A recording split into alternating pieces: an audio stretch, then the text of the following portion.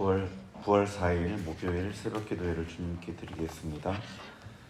찬송가 268장, 통일 찬송가 202장, 찬송가 268장입니다.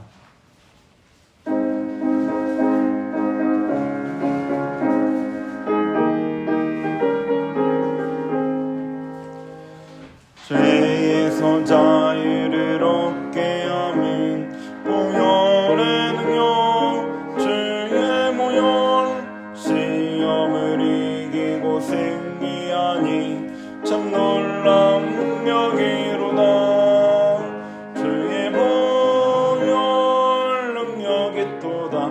주의 피 믿어.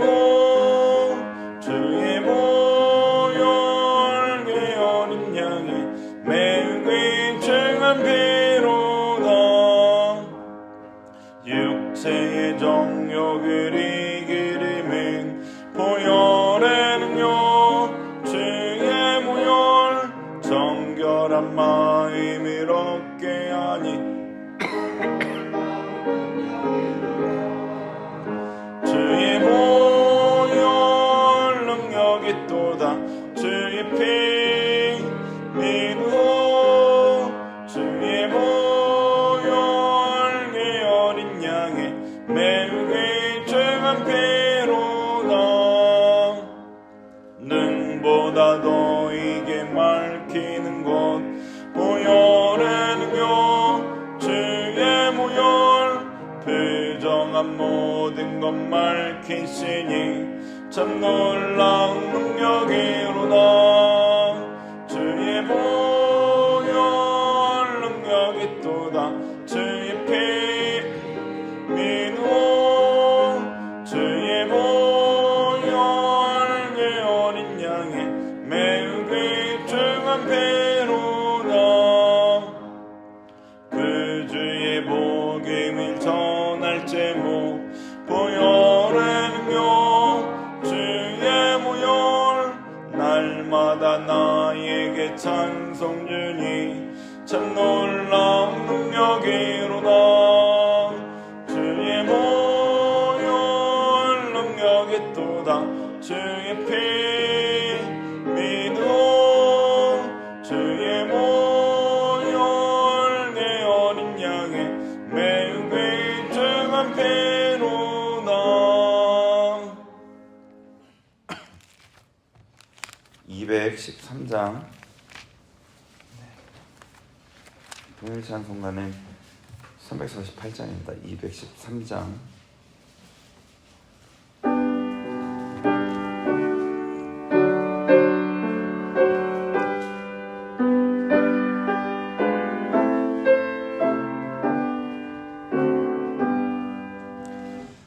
나의 생명 내리니 주여 받아주소서. 세상 살아갈 동안 찬송하게 하소서. 손과 발을 드리니 주여 받아주소서. 주의 일을 위하여 민첩하게 하소서. 나의 음성 들으니 주여 받아주소서. 주의 진리 말씀만 전파하게 하소서. 나의 모아 들으니 주여 받아주소서.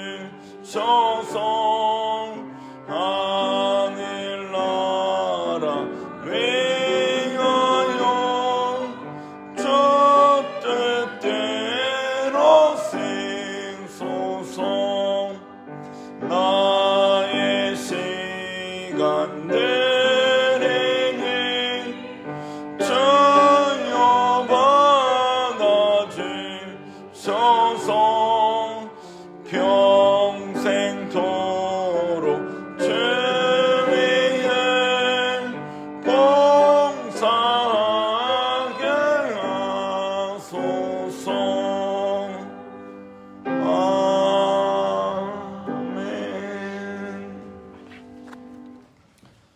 오늘 우리에게 주신 하나님 말씀 누가복음 15장입니다.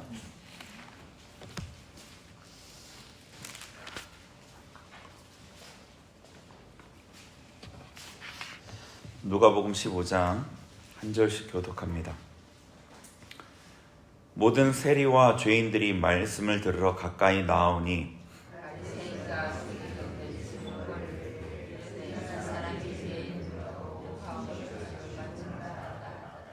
예수께서 그들에게 이 비유로 이르시되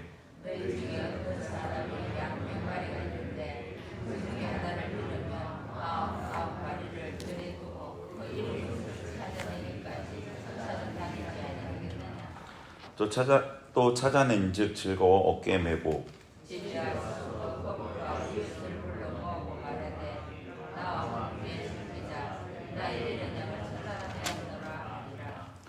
내가 너희에게 이르노니 이와 같이 죄인 한 사람이 회개하면 하늘에서는 회개할 것 없는 의인 99으로 말미암아 기뻐하는 것보다 더하리라.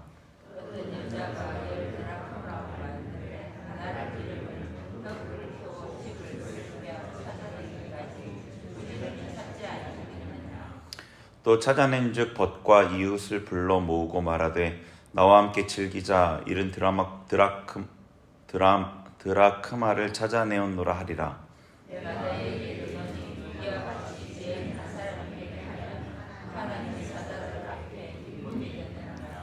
또 이르시되 어떤 사람에게 두 아들이 있는데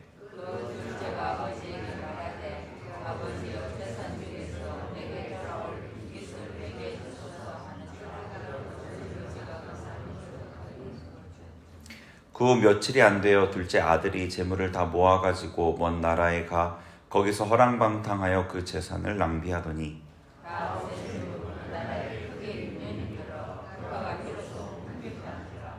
가서 그 나라 백성 중 한 사람에게 붙여 사니 그가 그를 들로 보내어 돼지를 치게 하였는데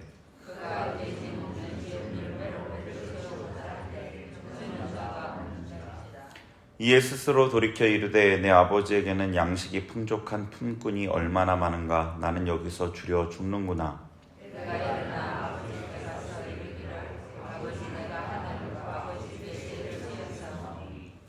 지금부터는 아버지의 아들이라 일컬음을 감당하지 못하겠나이다. 나를 품꾼의 하나로 보소서 하리라 하고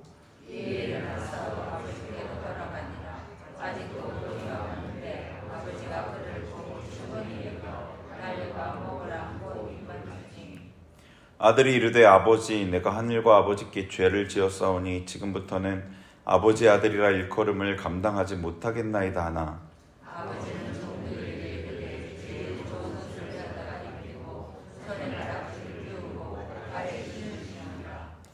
그리고 살진 송아지를 끌어다가 잡으라. 우리가 먹고 즐기자.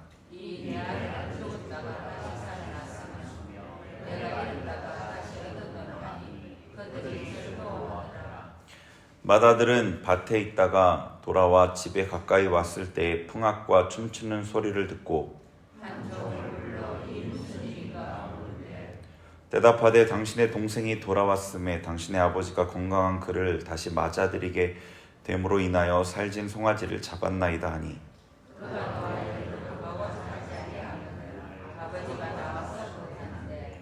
아버지께 대답하여 이르되 내가 여러 해 아버지를 섬겨 명을 어김이 없거늘 내게는 염소 새끼라도 주어 나와 내 벗으로 즐기게 하신 일이 없더니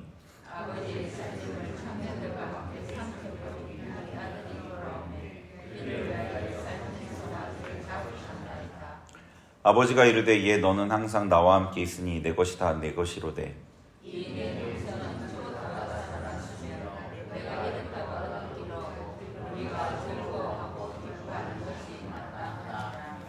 아멘. 누가복음 15장은 여러분이 많이 접한 내용일 것입니다. 그 잃은 것에 대한 세 가지 비유가 나오죠. 첫 번째 비유는 잃은 양, 두 번째 비유는 잃은 드라크마, 세 번째는 잃은 아들입니다. 여기서 핵심은 원래 하나님의 소유였다가 잃었던 것이죠. 그러니까 이 말씀을 분명히 우리가 전도하는, 그러니까 믿지 않는 사람들을 하나님께로 돌아오게 하는데 분명히 적용이 될 수는 있지만, 이 맥락에서는 유대인들 중에서 하나님을 떠났던 자들, 세리와 죄인들, 혹은 돌아와야 될 바리새인들, 이런 사람들, 하나님을 지금 떠나 있는 그 유대인들이 하나님께 돌아왔을 때 하나님의 기쁨이 얼마나 큰가, 그런 비유입니다. 그리고 이 비유는 우리에게 적용했을 때는 하나님을 믿던 하나님의 백성들이 하나님의 길을 떠났다가 다시 하나님께 돌아왔을 때 하늘의 기쁨이 얼마나 큰가, 그 내용이 조금 더 본문의 내용에 가까운 내용이죠. 15장이 직접적인 배경, 이 세 가지 비유가 나오게 된 직접적인 배경은 1, 2절입니다. 이 바리새인과 율법 그 서기관들이 비방을 하는 거죠. 이 사람이 죄인을 영접하고 음식을 같이 먹는다. 근데 그 죄인들이 세리와 이 죄인들이라고 되어 있죠. 이 죄인에는 여러 가지 범주가 포함되어 있을 텐데, 그들이 하나님을 떠나서 하나님의 그 길, 율법에서 멀어져서 그들의 어떤 삶이 죄로 점철되어 있었죠. 여러 가지 죄된 습관적인 행동들을 하고 살던 그들이 이제 예수님께 가까이 나와서 그 말씀을 듣고 하나님께 돌이키려는 그런 시점인 겁니다.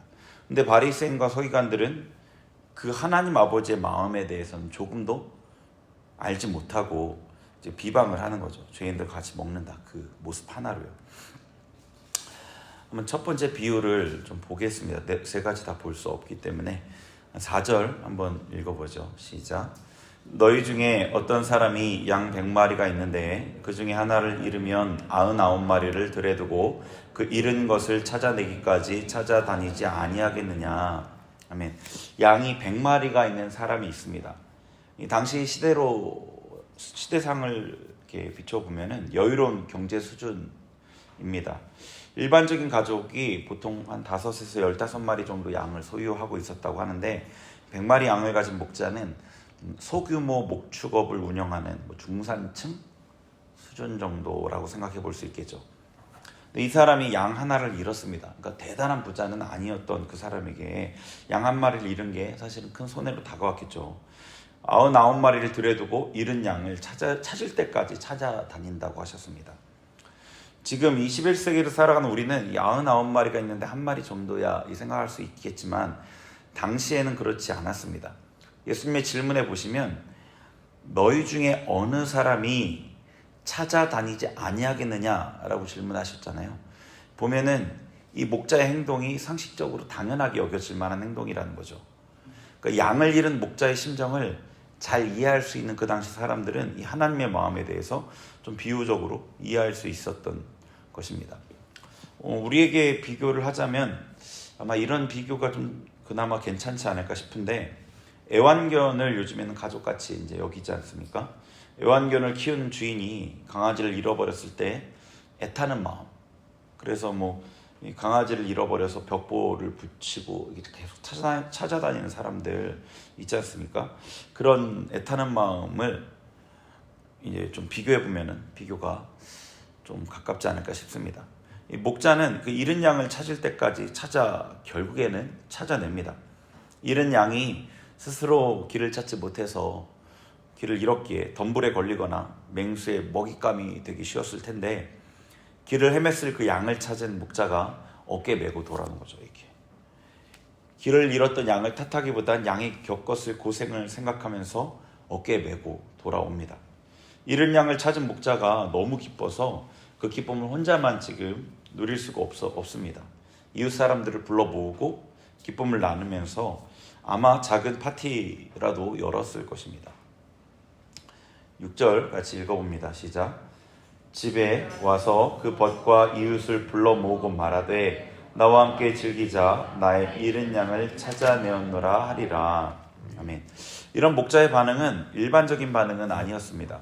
잃은 양을 찾은 목자가 기뻐하는 것은 당연하겠지만, 그것 때문에 이웃을 불러서 파티를 벌이는 것은 일반적인 반응은 아니었습니다. 예수님의 비유를 들은 사람들은 기쁘긴 하겠지만 저렇게까지? 라는 반응을 보였을 것입니다. 여기서 잃어버린 죄인을 향한 하나님의 사랑이 이 상식을 뛰어넘는다는 것을 알 수 있죠. 사람들은 양 한 마리를 찾았다고 잔치를 벌이지는 않습니다. 하지만 하나님은 한 영혼이 돌아올 때 잔치를 열어야 하는 큰 기쁨으로 기뻐하십니다. 우리의 상식으로는 과장처럼 보이는 기쁨이 하나님께는 너무나 자연스러운 기쁨입니다. 7절에 같이 읽어보죠. 7절 시작. 내가 너희에게 이르노니 이와 같이 죄인 한 사람이 회개하면 하늘에서는 회개할 것 없는 의인 99으로 말미암아 기뻐하는 것보다 더하리라. 아멘. 예수님은 이런 과장된 것처럼 보이는 목자의 기쁨의 반응이 하늘에서는 당연하다고 생각하십니다. 당연하다고 말씀하십니다. 죄인 하나가 회개하면 하늘에서는 회개할 것이 없는 의인 99명으로 인해 기뻐하는 것보다 더하다. 하늘의 일을 아시는 예수님의 증언이니 이게 사실이겠죠. 하나님께서는 죄인이 회개하여 돌아오는 것을 너무나 기뻐하십니다. 길을 잃은 죄인에 대한 애타는 하나님의 마음과 죄인이 하나님께 돌아올 때 하나님의 기쁨, 이 두 가지를 강조하는 이 비유를 보면서 우리가 생각해야 할 점이 있죠. 하나님께서 이 죄인을 향해 가진 애타는 마음이 우리의 상식을 뛰어넘어서 너무 크다는 것입니다. 본문 2절에 나오는 바리새인과 서기관들은 죄인에 대한 이런 하나님의 마음을 전혀 몰랐습니다. 그들이 하나님과 교제하는 자가 아니라는 증거입니다.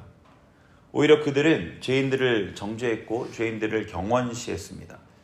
이는 하나님의 마음이 아니라 사단의 마음에 가깝죠. 예수님께서 요한복음 8장에서 요한복음에 나오는 유대인들은 종교 지도자들을 가리키는데 그들에게 너희 아비는 마귀라고 했고, 세례 요한이 자신에게 세례 받으러 오는 바리새인들에게 독사의 자식들이라고 일갈했던 이유입니다. 그들은 하나님과 교류하는 자가 아니었습니다. 오히려 마귀와 교류하는 자라고 볼 수 있죠. 우리가 사는 세상에서 이 외형, 물질에 속한 것은 영적인 것을 명확하게 드러내 보이지 못합니다. 외형으로는 비슷해 보이기 때문입니다. 외형의 그 미추라는 것은 내면의 미추를 정확하게 반영하지 못합니다. 그러나 내면은 영적 세계를 정확하게 반영하죠. 본문의 바리새인과 서기관들의 마음은 그들이 하나님이 아닌 사단에게 속했다는 것을 정확하게 보여주고, 그들의 마음에 따른 정죄의 말이 그들의 마음을 보여주고 있습니다. 아무리 율법을 근거로 대고 자신들을 합리화해도 그들이 속해 있는 영적인 위치는 그들이 회개하여 마음을 바꾸지 않는 한 바뀔 수가 없습니다. 죄인을 볼 때 여러분의 마음에는 어떤 반응이 일어나는지 우리가 한번 돌아봐야겠죠. 죄인에 대해서도 여러 가지로 세분해서 얘기할 수 있겠죠. 그 죄인의 죄에 대한 적극성이나 죄에 대한 죄책감을 이렇게 소멸시킨다던가 어떤 이런 적극적인 죄인이 있고요. 아니면 죄를 지으면서도 죄책감 때문에 힘들어하는 사람들이 있고 여러 가지로 생각해 볼 수 있겠지만 그게 주제는 아니죠. 그냥 죄인으로 통칭해서 얘기를 하면 뉴스에 교회에 헌금을 횡령했거나 간음을 저지른 목사 혹은 장로, 교회 직원 이런 소식을 들으면 여러분 어떤가요? 여러분의 반응이 어떤가요? 혹은 동성애자, 우리가 특별히 죄를 짓고 있는 사람으로 요즘에 얘기가 되는 동성애자를 볼 때 여러분의 반응은 어떤가요? 교회 안에서 간음한 이들의 죄가 드러날 때 여러분의 반응은 어떤가요? 물론 죄에 대한 의분이 일어날 수 있습니다. 하나님의 영광을 모독하는 그들의 행위, 교회를 핍박하는 그들에 대해 의분이 일어날 수 있습니다. 그러나 죄인을 정죄하고 혐오하고 심판자가 되는 것은 다릅니다. 성경은 우리에게 다른 이의 죄를 볼 때 이렇게 반응하라고 지침을 줍니다. 갈라디아 6장 1절, 형제들아, 사람이 만일 무슨 범죄한 일이 드러나거든 신령한 너희는, 하나님께 속한 너희는, 하늘에 속한 너희는, 이 신령한 너희는 온유한 심령으로 그러한 자를 바로잡고 너 자신을 살펴보아 너도 시험을 받을까 두려워하라. 누가 죄를 지은 것이 드러나면 나도 저런 죄를 지을 수 있다는 그런 마음으로 겸손하게 자기를 살피고 그 사람에게 정죄가 아닌 온유한 마음으로 권면하라고 하시는 거죠. 뿐만 아니라 본문에서 나타난 이 목자의 안타까운 심정으로 그를 바라보는 곳까지 가야겠죠. 하나님께 속한 우리는 하나님의 마음을 가져야 합니다. 두 번째로 우리는 이 비유를 통해서 죄인이 회개하는 것을 너무나 기뻐하시는 하나님을 알 수 있죠. 이것을 우리에게 적용하면 우리가 죄를 짓기 참 쉬운 그런 존재들인데, 우리가 죄를 짓는 것을 하나님이 미워하시지만 죄를 지었더라도 회개하는 것을 너무 기뻐하신다는 것입니다. 양이 여러모로 부족해서 길을 잃습니다. 우리가 아직 성장하지 못하고 힘이 없고 옛 습관이 남아있고 하나님을 적극적으로 대적하는 것이 아니라 길을 잃은 것이라면 하나님은 여러 방법을 통해 우리를 찾기를 힘쓰십니다. 그리고 우리가 마음을 돌이키고 다시 하나님께로 나올 때 하나님은 너무나 기뻐하시는 거죠. 그간의 죄를 되물어 따지고 벌하지 않으십니다. 이 바리새인과 서기관들은 그간의 죄를 계속해서 정죄하죠. 사단은 정죄합니다. 그러나 하나님께로 돌이키면 하나님은 그간의 죄를 물어 따지고 벌하지 않으십니다. 하나님의 이런 마음을 알 때 우리는 하나님께 돌아가기를 주저하지 않고 어떤 실수와 잘못을 저질렀어도 다시 하나님 앞에 달려갈 수 있죠. 하나님께서는 우리가 마음을 돌이키기를 원하시고 또한 너무나 기뻐하십니다. 저희 같이 기도하겠습니다. 오늘 같이 나눈 말씀 생각해 보면서요, 잃은 것에 대한 그 주인의 안타까운 마음과 찾았을 때 기쁨에 대해서 좀 생각해 봤으면 좋겠고요. 하나님, 우리는 우리 주변에 분명한 어떤 죄를 짓는 분도 있고 분명하진 않지만 또 드러나진 않지만 또 죄를 짓는 사람들도 있고 또 내가 죄를 짓는 경우도 있고 그렇습니다. 그럴 때마다 죄에 대해서 그 죄를 짓는 그 사람에 대해서 어떤 태도를 가지는지 하나님 아버지의 마음을 품게 해주세요. 그리고 하나님께서 얼마나 그 죄인이 돌아오기를 안타깝게 기다리시고 찾으며 또 기뻐하시는지, 돌아왔을 때 또 얼마나 기뻐하시는지 하나님 아버지 마음 우리도 갖게 해주세요. 우리 같이 기도하겠습니다. 하나님 아버지, 이 시간 주님 앞에, 말씀 앞에 겸손하게 나아갑니다. 하나님께서는 잃은 자를 향해 얼마나 안타까워하시며 찾을 때까지 찾아다니시는 목자와 같은 그 마음으로 잃은 자에 대해서 다가오고 계신 하나님, 우리가 생각하게 하심을 감사합니다. 아버지, 우리 주변에 죄를 짓는 이들이 있을 때 주님, 그들을 향해 우리가 어떤 마음을 갖고 있는지 돌아보게 하시고 아버지의 마음을 갖는 우리가 되게 하옵소서. 하나님의 마음으로 그들을 긍휼히 여기며 하나님, 죄에 대해서는 우리가 미워하고 또 그 죄를 아버지 없애기 위해 기도하며 또 하나님 마음으로 나아가지만 또 한편으로 죄인에 대해 긍휼한 마음을 갖고 그들이 돌아오기를 도와주는 자, 목자가 양을 찾기를 힘썼던 것처럼 그렇게 힘쓰는 자들 되게 하옵소서. 또 그리고 우리가 죄를 지었을 때 또 하나님께서 우리의 돌아오심을 얼마나 기뻐하는지를 알고 아버지 깨달았을 때 주저하지 않고 아버지께 달려가 주님 품에 안길 수 있는 그런 우리가 되게 해주세요. 하나님의 마음을 멀지 않는 자, 하나님의 마음을 우리의 마음에 담는 자, 그런 자들 되게 하여 주옵소서. 주님 도와주옵소서. 우리 오늘은 나라의 지도자들을 위해 기도하겠습니다. 대통령을 비롯한 장차관들, 국회의원들, 여러 가지 위치에서 나라를 다스리는 역할을 하는 그들에게 하나님 은혜를 주시고 그들에게 이 양심을 민감하게 하시고 그래서 하나님의 뜻을 이루는 자들 되게 해주세요. 같이 기도합니다. 하나님 아버지, 우리 나라의 지도자들을 위해 기도합니다. 대통령을 비롯해서 각각의 부서에 세우신 장관과 차관들 또 국회의원들 위해 기도합니다. 하나님, 하나님께서 권세는 하나님께로부터 나지 않음이 없다고 하셨습니다. 하나님께서 이 나라의 권세자들을 세우신 줄 우리가 믿고 주님 앞에 기도하며 타노나오니 그들의 양심이 민감해지게 하옵소서. 그들의 양심이 민감해져서 양심을 따라 나라를 다스리게 하옵소서. 그들 중에 믿는 자들, 예수님을 아는 이들은 신앙 양심에 따라 하나님의 말씀의 법에 따라 아버지 일하게 하여 주옵소서. 그래야 이 나라가 하나님의 뜻 가운데 든든히 세워진 나라가 되게 하여 주옵소서. 특별히 하나님의 말씀을 정면으로 아버지 대적하는 법률들은 제정되지 않도록 막아주시고 하나님의 뜻이 온전히 세워져 예수 그리스도를 믿기에 좋은 나라, 하나님을 하나님께 순종하기 편한 나라, 그런 나라 될 수 있도록 도와주셔서 우리가 평안한 중에 주님을 잘 섬기는 그런 신앙의 삶을 살아갈 수 있도록 은혜해 주옵소서. 주님 역사하여 주옵소서. 도와주옵소서.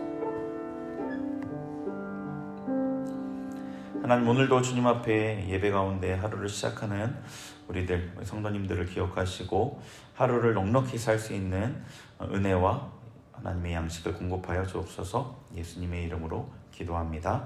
아멘.